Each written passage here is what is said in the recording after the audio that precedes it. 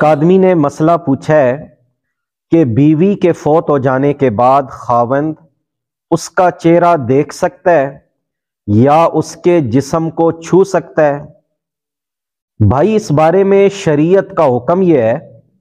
کہ بیوی کے انتقال کے بعد خاوند اس کے چہرے کو دیکھ سکتا ہے اور اس کے جنازے کو کندھا بھی دے سکتا ہے،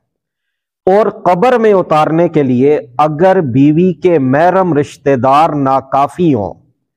تو بجائے کسی غیر محرم کے شوہر اپنی بیوی کی میت کو قبر میں بھی اتار سکتا ہے،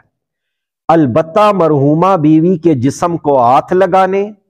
اور غسل اور کفن دینے کی اجازت خاوند کو نہیں ہے۔